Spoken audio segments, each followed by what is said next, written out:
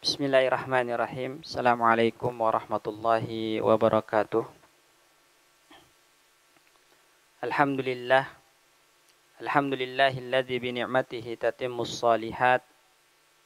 Wassalatu wassalamu ala nabiyyina wa rasulina Muhammadin wa ala alihi wa ashabihi wa man tabi'ahum bi ihsanin ila yaumil qiyamah wa ba'du.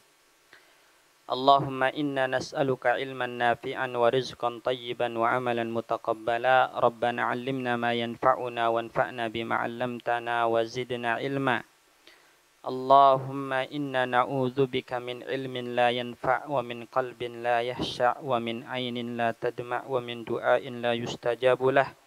Rabbi shrah li sadri wa yassir li amri wahlul 'uqdatam min lisani yafqahu qawli. Jamaah sekalian rahimani wa rahimakumullah. Alhamdulillah kita bersyukur kepada Allah Subhanahu wa taala. Pagi hari ini dengan karunia, dengan taufiknya Allah Subhanahu wa taala, kita kembali bisa hadir di majelis ilmu, mengawali hari kita dengan kebaikan, dengan ketaatan kepada Allah Subhanahu wa taala. Baginda Nabi Muhammad sallallahu alaihi wasallam dalam sebuah hadis disebutkan dari Ummul Mukminin Aisyah radhiyallahu anha, juga dari sahabat Jabir radhiyallahu anhu, tentang gambaran bagaimana Rasulullah sallallahu alaihi wasallam mengawali harinya. Yaitu Rasulullah sallallahu alaihi wasallam selesai salat subuh berzikir, maka mendatangi para sahabatnya dalam rangka untuk melakukan majlis ilmu. Kadang-kadang Rasulullah Shallallahu Alaihi Wasallam selesai zikir berkeliling ke rumah-rumah istrinya untuk mengucapkan salam, bertanya kabar mereka seperti apa hari ini. Artinya hari-hari itu diawali dengan hal-hal yang baik, hal-hal yang positif.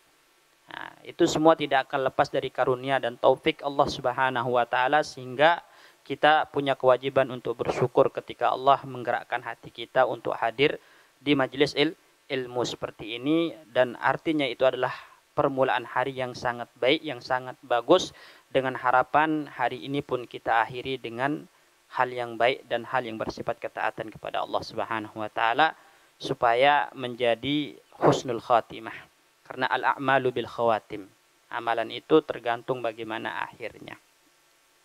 Pada pertemuan sebelumnya, Bapak-bapak sekalian, barakallahu fikum, kita telah membahas tentang keutamaan ta'lim, keutamaan belajar dan mengajarkan ilmu.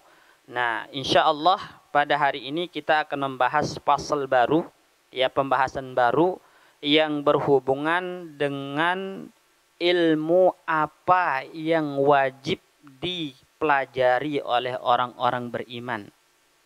Berangkat dari sebuah hadis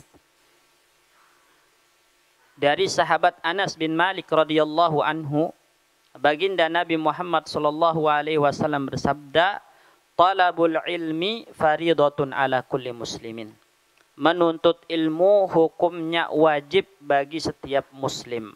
Wajib di sini itu mencangkup wajib yang fardu ain. Fardu ain artinya bila ditinggalkan maka itu dosa. Kemudian wajib yang sifatnya fardu kifayah atau wajib kifai. Yang cukup sebagian yang melakukannya maka gugur kewajiban atas yang lain. Tapi kalau enggak ada yang melakukannya maka menjadi dosa bersama yang ditanggung bersama. Jadi menuntut ilmu itu ada dua klasifikasi. Ilmu yang sifatnya fardu ain, setiap individu, setiap personal dituntut untuk mempelajarinya. Kemudian ada yang sifatnya fardu kifayah. Jadi, akan dibahas di sini nanti oleh Syekh apa saja ilmu yang fardu ain dan apa saja ilmu yang fardu kifayah, supaya kita bisa mengamalkannya. Beliau mengatakan di sini, qala al-musannifu rahimahullahu taala ihtalafan nasu fi dzalik. Al-musannif, yang dimaksud dengan al-musannif di sini adalah Al-Imam Ibnul Jauzi rahimahullahu taala Ya, karena kitab yang kita bahas Mukhtasar Minhajul Qasidin karya Imam Ibnu Qudamah ini ringkasan dari Minhajul Qasidin yang ditulis oleh Imam Ibnul Jauzi. Jadi Imam Ibnul Jauzi, ya, kata Imam Ibnu Qudamah menyebutkan bahwasanya ihtalafan nasu fi dzalik. Orang-orang berselisih pendapat tentang apa sih ilmu yang fardu ain. Ya, apa sih ilmu yang fardu ain yang harus diketahui, kalau kita tinggalkan maka menjadi dosa. Qala al-fuqaha, ahli fikih mengatakan yang fardu ain itu belajar ilmu fikih, kata mereka. Kenapa? Karena dengan ilmu fikih itu bisa kita ketahui mana halal mana haram. Jadi yang fardu ain kata ahli fikih ya belajar ilmu fikih. Bahkan Amirul Mukminin Umar ibn al-Khattab radhiyallahu anhu sampai mengatakan la yabi fi suqina hadza illa man faqih. Enggak boleh ada yang jual beli di pasar kami kecuali mereka yang ngerti fikih, supaya bisa menghindari mana transaksi-transaksi haram. Hartanya menjadi halal, bukan meraup mengumpulkan harta-harta haram, karena harta haram itu punya efek yang luar biasa kepada hati mati, ya, keberkahan harta hilang, keberkahan keluarga hilang, sehingga ilmu yang fardu ain kata ahli fikih adalah ilmu fikih itu sendiri. Kalau ahli tafsir dan ahli hadis mengatakan yang fardu ain apa? Ilmu kitab was sunnah katanya. Ya, memahami tafsir Al-Quran, memahami ya makna-makna hadis Nabi Sallallahu Alaihi Wasallam. Karena tidak mungkin kita akan sampai kepada ilmu-ilmu syar'i yang lainnya tanpa kedua ini, ya, tanpa Alkitab dan As-Sunnah. Maka mempelajarinya menjadi fardu ain kata ahli tafsir dan muhaddisun, ahli hadis. Oleh karena itu, ya, ulama tajwid mengatakan yang wajib ya belajar baca Al-Quran yang bagus. Yang fardu ain ya belajar ilmu tajwid kata ulama tajwid.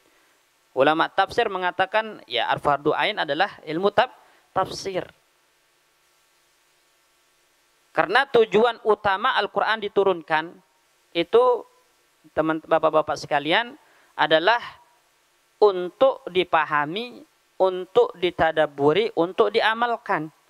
Sebagaimana kata Imam Ibnu Qayyim rahimahullahu ta'ala, ya, dalam Zadul Ma'ad beliau mengatakan al-maqsudu min inzalil Qur'an, maksud tujuan dari diturunkannya Al-Quran adalah tafahumuhu wa tadabburuhu wal amalu bihi, mentadabburinya, memahaminya, mengamalkannya. Amma tilawatuhu wa hibzuhu fawasilatun ilaih. Adapun membaca dan menghafal itu adalah wasilah, perantara untuk sampai kepada tadabbur, pemahaman dan pengamalan kepada isi Al-Quran. Dan termasuk menghajar Al-Quran atau meninggalkan Al-Quran hanya fokus pada mengkaji atau fokus pada ya mempelajari cara bacanya saja, supaya tepat bacaannya, supaya bagus bacaannya, namun tidak berusaha untuk mentadabburi, memahami dan mengamalkan isinya. Ini juga termasuk menghajar Al-Quran yang dikatakan oleh Nabi Sallallahu Alaihi Wasallam, wa qala ar-rasul inna qaumi ittakhazu hadzal qur'ana mahjura. Ya, Rasul yaitu Nabi Muhammad mengadu, ya Allah, kaumku telah menjadikan Al-Quran ini sesuatu yang ditinggalkan. Makna ditinggalkan di sini apa? Tidak dibaca, maka otomatis tidak akan ditadabburi. Kalau tidak ditadabburi, tidak dipahami, maka tidak akan menjadikan Al-Quran sebagai pedoman dalam beramal. Oleh karena itu di dalam Al-Quran Allah tegur, afala yatadabbarun Al-Quran am ala qulubin aqfaluha. Tidakkah mereka mentadabburi Al-Quran atau hati mereka yang telah tertutup, terkunci mati, sehingga tidak bisa memahami Al-Quran. Padahal Al-Quran mudah untuk dipahami, untuk dikaji, untuk ditadabburi.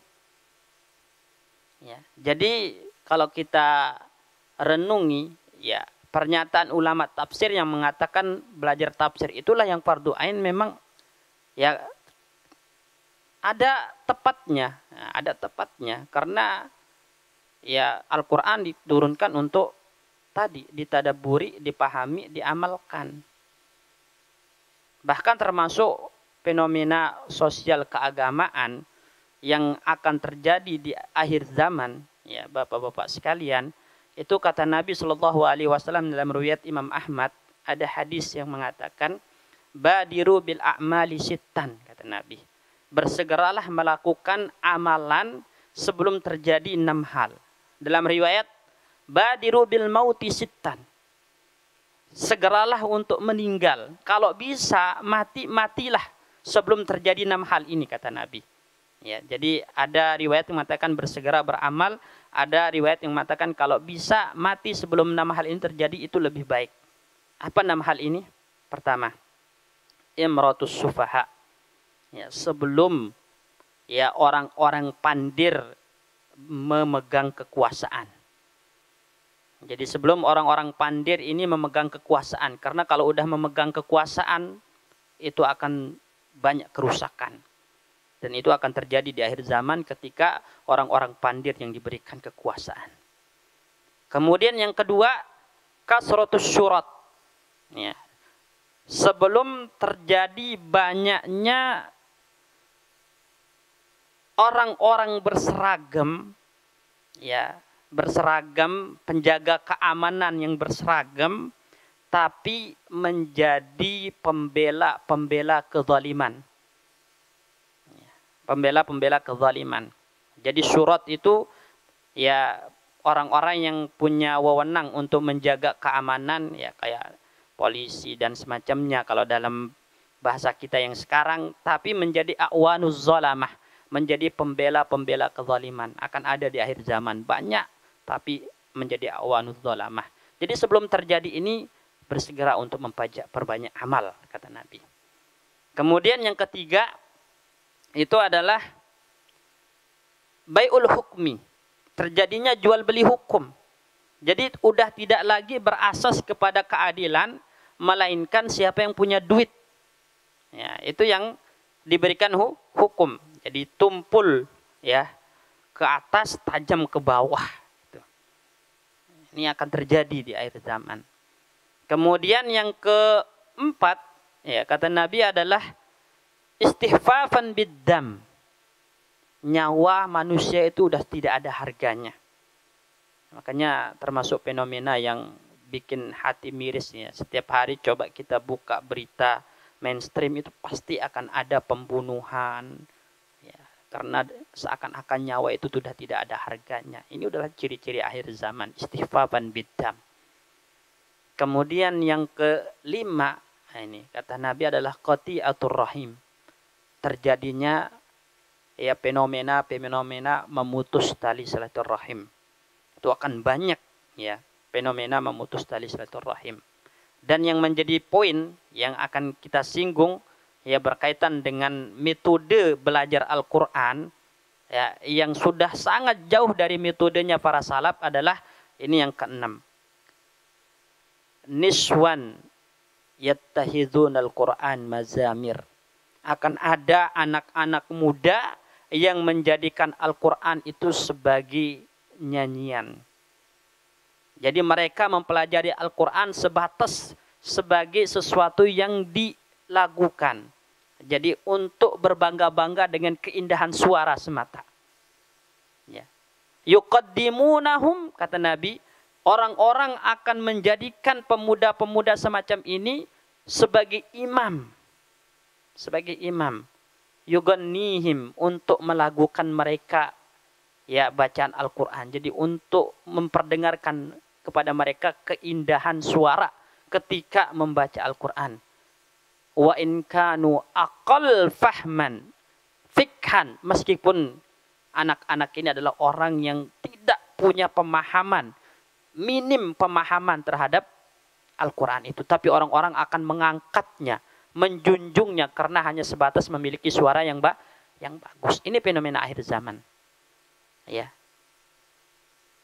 kalau kita renungi, Bapak-bapak sekalian, kenapa ada fenomena ini?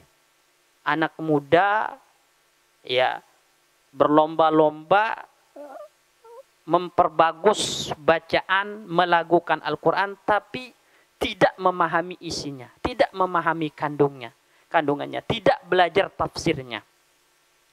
Karena cara belajar yang sudah jauh dari metode para salaf. Dulu para sahabat kalau belajar Al-Quran seperti apa? Ya, mereka belajar 5 ayat, tidak lebih. Tapi sampai benar-benar bagus bacaannya. Dari segi lafaznya, dari segi tajwidnya bagus. Paham isinya, paham kandungannya, diamalkan baru lanjut ke ayat berikutnya.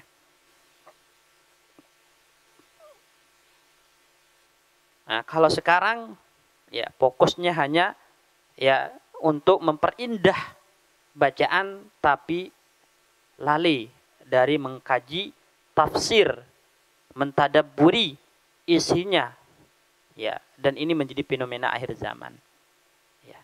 Sehingga wajar kalau ulama tafsir mengatakan yang fardu ain adalah belajar tafsir Al-Qur'an karena akan ada fenomena-fenomena semacam ini di akhir zaman. Kemudian kalau ulama-ulama sufi ya itu mengatakan yang fardu ain itu adalah ilmul ikhlas wa afatin nufus, ilmu yang berkaitan dengan manajemen qalbu, bagaimana merawat hati ini agar ikhlas ya, agar terjauhkan dari hal-hal yang bisa merusak niat, riya, ujub, sum'ah dan yang semisalnya. Ya, bagaimana kita merawat hati, memanage hati. Itu yang wajib menurut ulama-ulama sufi. Karena ya fikih itu kering, ilmu yang kering. Bapak-bapak sekalian, fikih itu ilmu yang kering. Ya, belajar hadis itu juga ilmu yang kering. Tanpa disertai dengan namanya tazkiyatun nufus, belajar bagaimana membersihkan hati.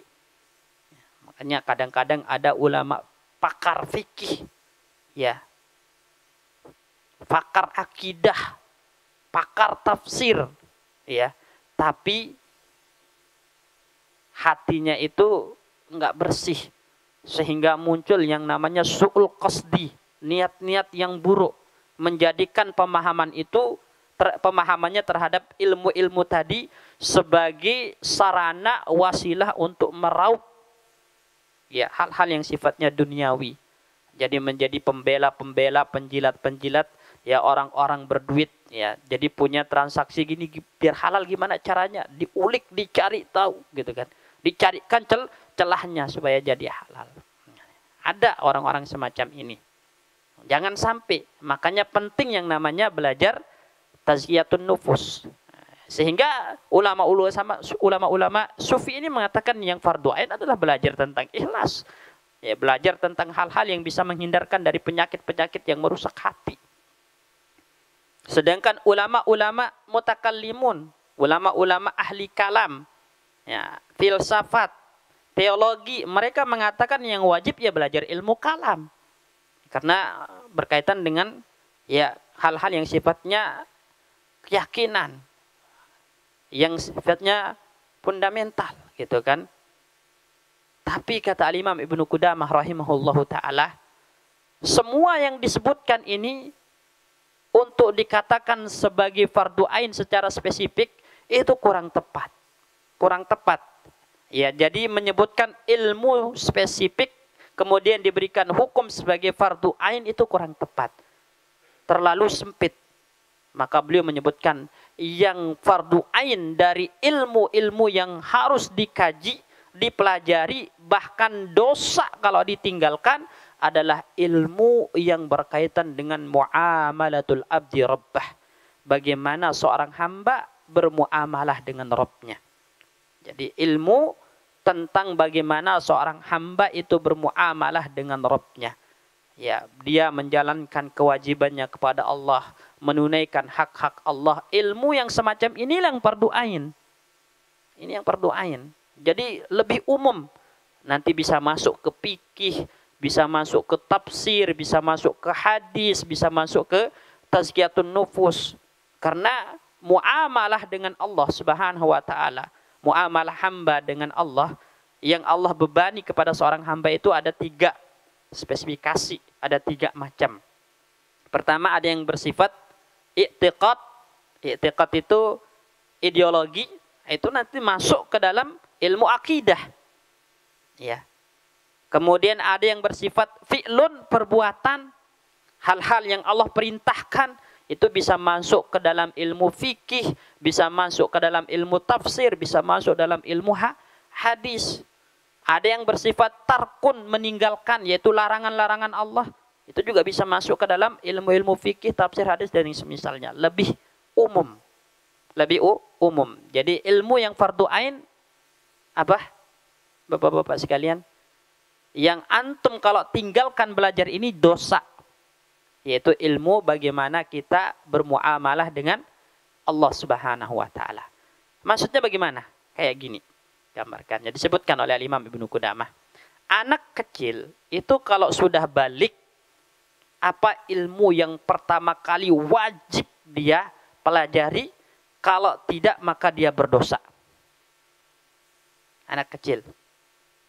Ya, disebutkan fa awwalu wajibin alaihi ta'allumu kalimatai asyhadati wa fahmu maknaha. Yang wajib pertama kali untuk dipelajari oleh anak yang telah balik adalah 2 kalimat syahadat. La ilaha illallah Muhammad Rasulullah, dia pahami maknanya. Dia pahami maknanya, tidak perlu dia harus hafal dalilnya. Enggak perlu. Ya, cukup dia pahami maknanya maka telah gugur kewajibannya. Kalau dia enggak belajar makna la ilaha illallah Muhammad Rasulullah, ya, bisa jatuh dalam dosa, meninggalkan yang fardu ain. Itu anak yang baru balik, ya. Jadi baru nanti kalau sudah paham maknanya, ya paham maknanya, baru dia belajar apa dalilnya. Nah, apa dalilnya? Ya, ini. Karena ya Nabi Shallallahu Alaihi Wasallam ketika ya orang-orang Arab datang, orang-orang Arab Badui datang, itu cukup ya mereka at-tasdiq. At-tasdiq itu jadi meyakini makna kandungan dari 2 kalimat syahadat tanpa harus tahu dalilnya, itu udah cukup untuk kewajiban pada saat itu. Setelah paham, meyakini, baru dituntut untuk memahami dalil-dalilnya, mempelajari dalilnya. Ini contoh. Nah, kalau tiba waktu sholat, apa yang wajib? Bapak-bapak, misalnya ini mau sholat zuhur, ya, apa yang wajib? Ya belajar bagaimana cara sholat, belajar bagaimana cara berwudu, bertaharah. Kalau enggak, maka dosa. Nah, karena berkaitan dengan muamalah kepada Allah. Sholat itu kan perintah. Ya, orang kalau sholat tanpa ilmu, dosa. Orang kalau bersuci, bertaharah tanpa ilmu, dosa. Ya, karena enggak boleh beramal tanpa ilmu. Bukankah di Al-Quran Allah sampaikan kepada kita, ya, la taqfu ma laisa laka bihi ilm. Jangan kalian mengikuti, melakukan sesuatu yang kalian tidak memiliki ilmu tentangnya, kata Allah. Karena Allah telah memberikan kita alat untuk belajar. Inna sam'ah, pendengaran, ini untuk belajar. Wal basar, mata, juga untuk belajar. Wal fuad, akal, itu untuk belajar. Ya, kalau kita tidak menggunakan alat-alat ini untuk belajar, kemudian beramal tanpa ilmu, akan dimintai pertanggungjawaban oleh Allah Subhanahu wa taala. Sehingga ketika hendak sholat, maka wajib fardu ain hukumnya kita belajar tata cara sholat, belajar tata cara taharah.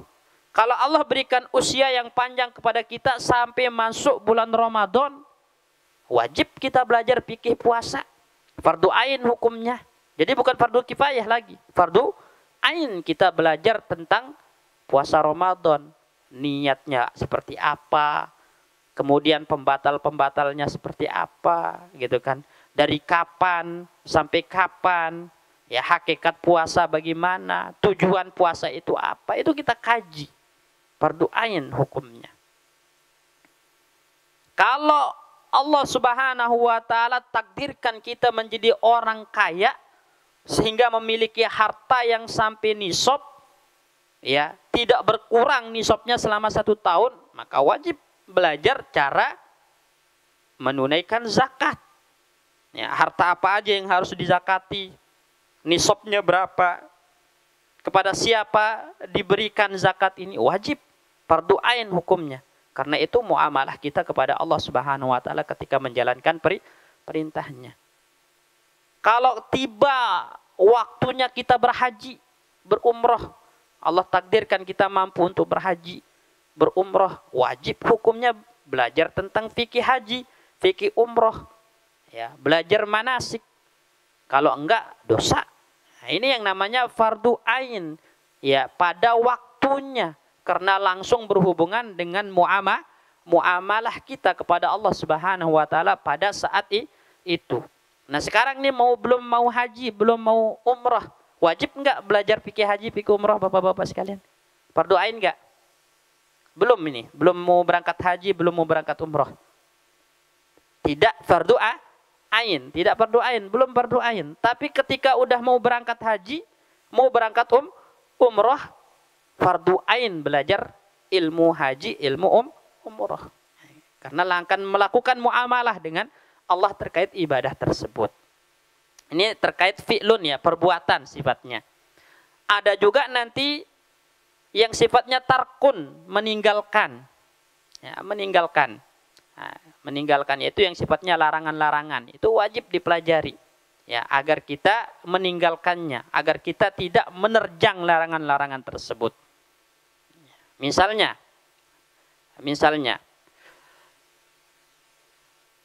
ketika muncul fenomena, ya, transaksi riba itu dilarang nggak? Dilarang. Wajib ditinggalkan, wajib. Maka pada saat itu kita wajib belajar transaksi yang ada unsur ribanya supaya kita tinggalkan. Kalau kita mau muamalah, ya, mau lakukan jual beli, dipelajari mana yang riba, mana yang enggak, supaya tidak terjatuh dalam larangan, kita tinggalkan. Ketika kita misalnya di tengah-tengah kita muncul fenomena, ya, minum khamr, ya, biasanya orang melakukannya apa sebabnya? Mungkin nggak tahu hukumnya, akhirnya dia menerjang gitu kan, minum khamr. Wajib hukumnya dia pelajari, ya, larangan-larangan minum khamr itu supaya ditinggalkan. Ya. Ini. Sekarang saya baca di berita itu Bekasi ini udah 5.000 berapa gitu menjadi pelaku LGBT terbesar, ya, di Jabodetabek itu Bekasi. Ya, waliyadzubillah. Apa penyebab fenomena ini muncul? Apa penyebab fenomena ini muncul? Itu apakah karena ketidaktahuan tentang haramnya perbuatan tersebut? Ya. Nah, jika memang seperti itu, maka wajib hukumnya mempelajari hukum dari melakukan hal-hal tersebut, mendakwahkannya, ya, mensosialisasikan hukum tersebut, ya, supaya ditinggalkan. Karena itu, ya, jadi bisa menjadi kewajiban bersama, ya, untuk ta'rif, ya. Untuk ta'rif itu artinya mengajarkan, mengedukasi, mensosialisasikan tentang bahayanya perbuatan-perbuatan tersebut. Ini inti, ya, dari ilmu yang fardu ain, itu adalah ilmu-ilmu yang berkaitan dengan muamalah kita kepada Allah Subhanahu wa taala. Ya, kalau yang sifatnya ideologi, keyakinan, misalnya apa? Tadi mempelajari makna 2 kalimat syahadat, la ilaha illallah Muhammad Rasulullah, mempelajari tentang iman, ya, terhadap hari kiamat, kebangkitan, surga, neraka. Nah, itu.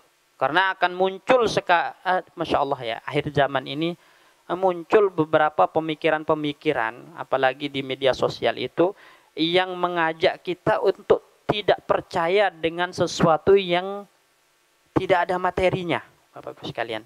Jadi ada usaha-usaha untuk membuat kita itu memiliki pemikiran materialisme. Sesuatu yang tidak punya wujud materinya itu nggak ada. Nggak ada. Akhirnya berdampak kepada nanti kita tidak percaya dengan adanya surga, neraka. Seperti apa, mana materinya, mana bentuknya. Gitu kan. Itu udah mulai ya diajak ya oleh beberapa influencer itu, ya pemahaman-pemahaman semacam ini sangat berbahaya. Ya, maka dari sini kita harus menguatkan kajian-kajian yang sifatnya keimanan ini kembali. Jam fardu ain jadinya hukumnya. Karena untuk membentengi diri dari hal-hal semacam itu tadi. Ya pemikiran-pemikiran yang membuat kita tidak mempercayai hal-hal yang sabit, yang sesuatu yang tetap sahih di Al-Quran maupun hadis sebagai sebuah ideologi keyakinan. Taib. Jadi itu ilmu yang sifatnya fardu ain. Kalau ilmu yang sifatnya fardu kifayah itu seperti apa? Yang lebih dari apa yang kita butuhkan untuk muamalah kepada Allah. Itu sifatnya fardu kifayah. Jadi semua ilmu yang membuat urusan dunia kita ini menjadi stabil, itu juga fardu kifayah. Contoh, belajar kedokteran hukumnya apa? Fardu kifayah. Nggak ada yang mengatakan belajar kedokteran itu fardu ain. Fardu kifayah. Karena kehidupan dunia itu tidak akan stabil, tidak akan baik-baik saja tanpa ada orang yang belajar ilmu kedokteran. Ya, sehingga belajar ilmu kedokteran hukumnya fardu kifayah. Belajar matematika hukumnya apa? Fardu kifayah. Ya, kenapa? Karena dengan adanya orang yang belajar matematika nanti akan berdampak kepada ada yang bisa menghitungkan warisan, menghitungkan ya wasiat, menghitungkan zakat. Ini. Karena ilmu waris itu ilmu yang mencangkup 3 hal. Ilmu fatwa, ilmu qada, ilmu hisab.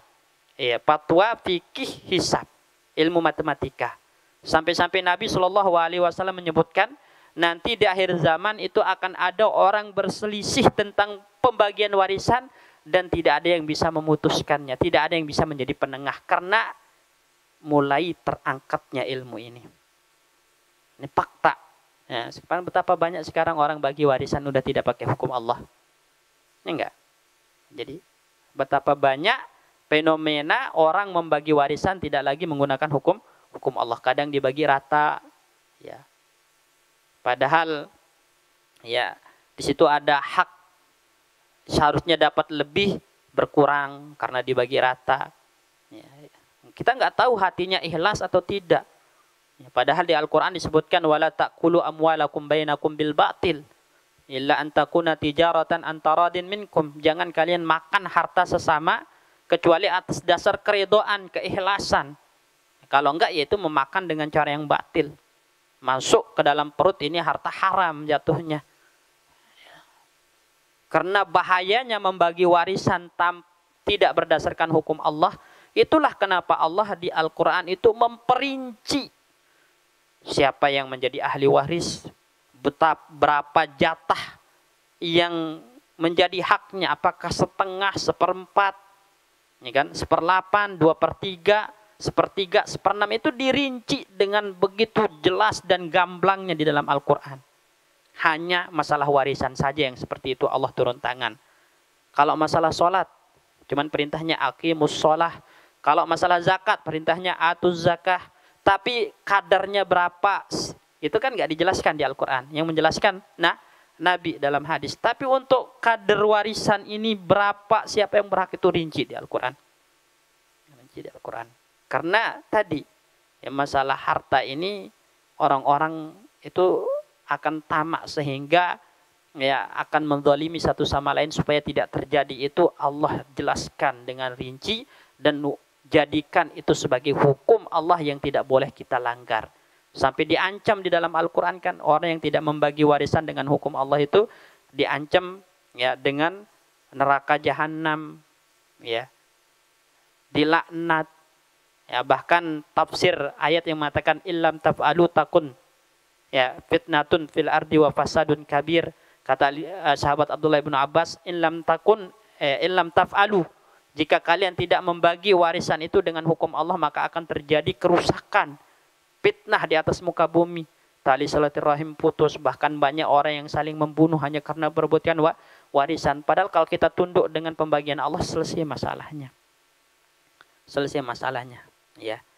Tapi belajar tata cara membaginya itu fardu kifayah, ya.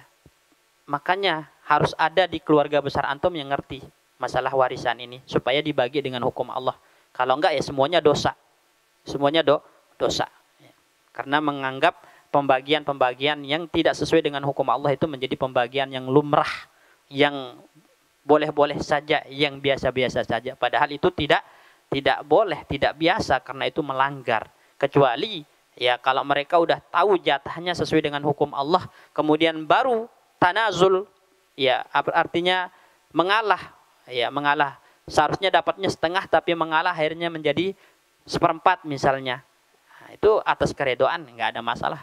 Cuman kalau dia nggak tahu jatahnya yang asli berapa, ya terus dikasih seperempat padahal jatah aslinya setengah misalnya, pas tahu, wah kalau secara hukum Islam saya harusnya lebih banyak, akhirnya terjadi hal yang mengganjal di hatinya, nggak ikhlas, nggak redho, yang lainnya makan harta haram jatuhnya karena mengambil kelebihan yang bukan haknya. Bahaya, ya. Makanya ilmu-ilmu semacam ini, ya, jika tidak ada yang mempelajarinya itu maka sangat berbahaya, ya. Stabilitas itu tidak, kehidupan dunia ini akan hancur, ya. Agama Allah tidak akan terjaga sehingga harus ada yang mempelajarinya dan sifatnya fardu kifayah. Begitupun belajar fikih yang mendalam, yang mendetail, ya fardu kifayah. Belajar tafsir yang mendalam, yang mendetail, ya fardu kifayah. Ya, tapi tadi belajar sesuatu yang kita butuhkan untuk bermuamalah dengan Allah, untuk menjalankan ibadah kepada Allah, itu menjadi fardu ain. Fardu ain.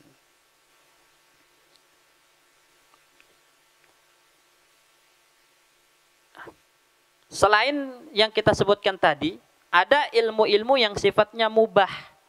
Mubah itu artinya ya tidak sampai taraf fardu. Ya, contohnya apa? Ya belajar tentang ya sejarah, tawarikh, tawarihul Arab, ya tawarihul ahbar, belajar tentang sejarah, biografi, ya orang-orang soleh, itu mubah aja, mubah. Ya, mubah.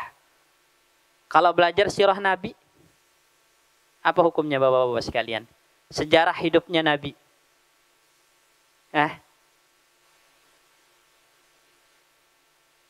Disebutkan ya oleh sahabat ya Muaz bin Jabal radhiyallahu anhu, kunna nu'allimu abna'ana siratar rasul wa maghazihi kama nu'allimuhum al-Qur'an. Kami mengajarkan anak-anak kami itu sirah, perjalanan hidup Nabi, perperangan-perperangan Nabi, seperti kami mengajarkan mereka baca Al-Quran. Anak-anak diajarkan baca Al-Quran, hukumnya apa? Fardu ain, belajar Al-Quran. Ya, sehingga tidak membedakan para sahabat itu antara mempelajari Al-Quran dengan sirah Nabi. Ya, bahkan di kitab Fathul Mu'in itu disebutkan, ya, kewajiban pertama seorang bapak itu adalah mengajarkan kepada anaknya di mana Rasulullah lahir, ya. Kemudian di mana beliau diangkat menjadi seorang nabi, artinya isyarat kepada belajar sirah, sejarah Nabi Shallallahu Alaihi Wasallam. Dan ini mulai hilang sekarang. Ya.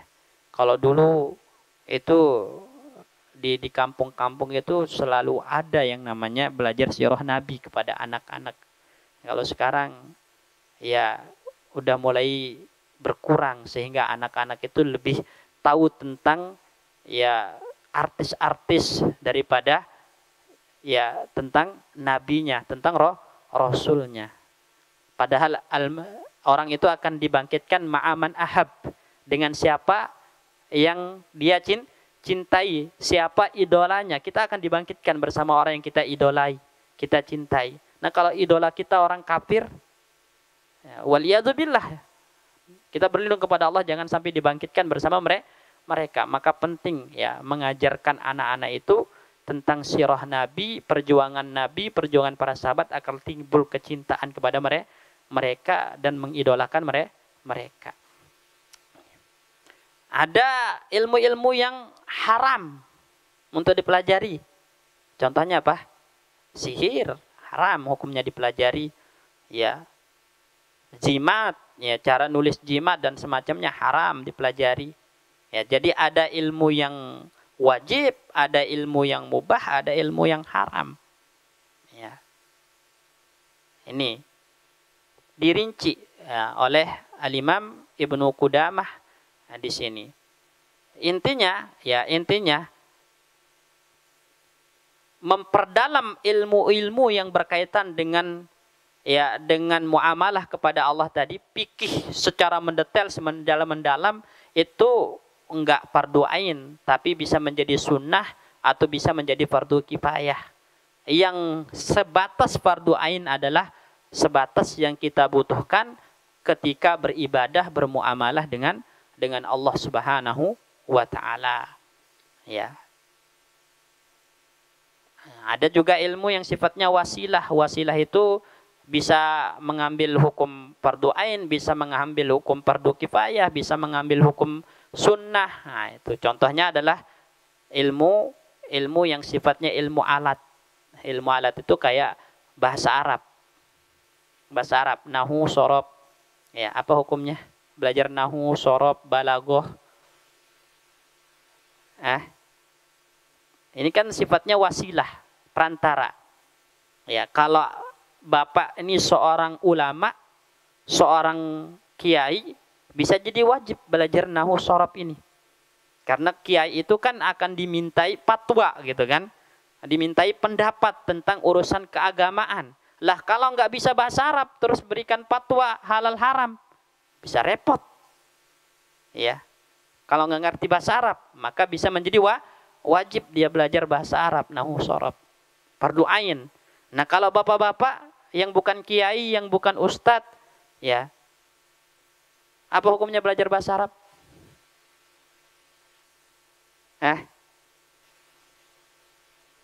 Belajar bahasa Arab. Ada kadar yang fardu ain. Belajar bahasa Arab itu ada kadar yang fardu ain, ya. Ini luar biasa ini. Makanya Al-Imam Syafi'i rahimahullah taala itu dalam kitab Ar-Risalah itu memberikan nasihat. Kata beliau, "Yan bagi ala kulli muslimin ayata'allama min lisanil Arab ma balaghahu juhduh."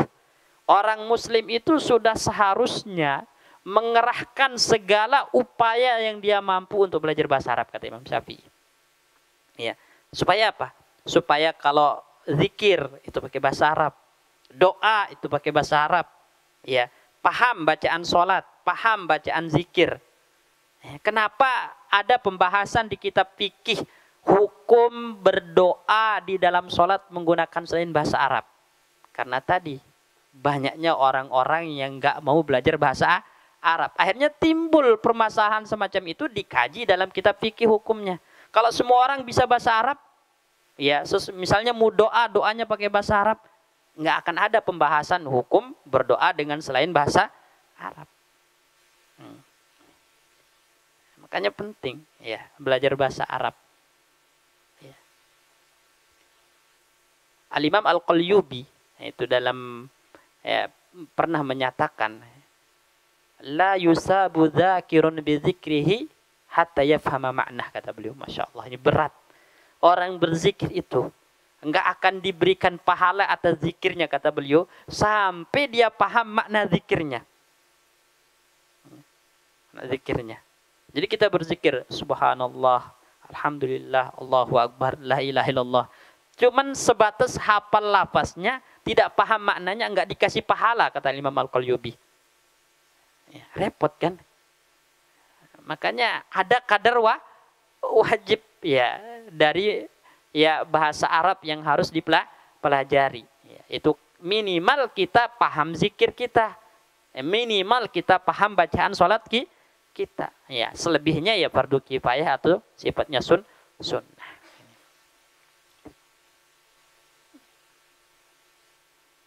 Di sini ada kan belajar bahasa Arab ya? Ada, masya Allah. Bapak-bapak ikut semangat ya. Ya, pahala itu, pahala. Ya, luar biasa itu kalau jadi yang bisa bahasa Arab itu nggak harus ustadz, nggak harus kiai, nggak harus ulama gitu kan. Kita aja dituntut untuk bisa sesuai dengan yang kita butuhkan tadi. Nggak harus dalam-dalam, nggak harus jadi pakar, enggak. Ya, kita baca Al-Quran itu nikmat, gitu kan. Ngerti, paham maknanya misalnya. Ya, walaupun nanti harus dibantu dengan melihat tafsir atau terjemahan, nggak ada masalah. Ya. Ya, karena ya kurang nikmat. Makanya disebutkan oleh para ulama, ajaban kata mereka. Saya heran dengan orang-orang yang baca Al-Quran, tapi tidak memahami maknanya, bagaimana mereka merasakan kenikmatannya. Gitu. Ya. Karena tadi metode belajar kita itu udah jauh dari para salaf kalau masalah belajar Al-Quran. Mereka itu belajar itu sama maknanya, sama tafsirannya, bukan sekedar bacaannya doang. Sampai sahabat Abdullah bin Abbas mengatakan, saya itu lebih suka baca surat Al-Baqarah semalam suntuk sambil mentadabburi maknanya, ya memahami maknanya, dibandingkan hatam Al-Quran semalam. Saya lebih suka cukup satu surat tapi paham maknanya. Bahkan disebutkan oleh Al-Imam An-Nawawi rahimahullahu ta'ala, ada para ulama itu semalam cuman ngulang satu ayat. Ngulang satu ayat, diulang-ulang sampai betul-betul paham mananya. Kalau udah paham baru berpindah ke ayat yang lain. Itu ngajinya para ulama. Baca Al-Qurannya para ulama. Kalau sekarang kita ya lebih fokus kepada kuantitas gitu kan, daripada kualitas. Ya benar, kita muta'abbadun bitilawatil Quran. Kita dapat nilai ibadah dengan membaca. Membaca walaupun tidak paham maknanya dapat nilai ibadah. Tapi akan lebih sempurna kalau kita muta'abbadun bifahmi makna. Gitu kan? Baca nilai ibadah, paham maknanya, juga nilai ibadah double. Dan itu tidak akan bisa kecuali kalau kita punya kadar pemahaman yang cukup terhadap bahasa Arab yang menjadi bahasanya Al-Quran. Barakallahu fikum, ini yang kita bisa sampaikan ya di pasal ini. Ya berkaitan tentang apa ilmu yang fardu ain, apa ilmu yang fardu kifayah, apa yang mubah, apa yang haram. Insyaallah besok kita masuk ke pasal berikutnya, yaitu ilmu muamalah yang berkaitan dengan hati. Ilmu muamalah kita kepada Allah tapi hubungannya dengan manajemen qalbu atau tazkiyatun nafas. Insyaallah. Barakallahu fikum. Kita tutup dengan doa kafaratul majlis. Subhanakallahumma bihamdika asyhadu an la ilaha illa anta astaghfiruka wa atubu ilaik. Assalamualaikum warahmatullahi wabarakatuh.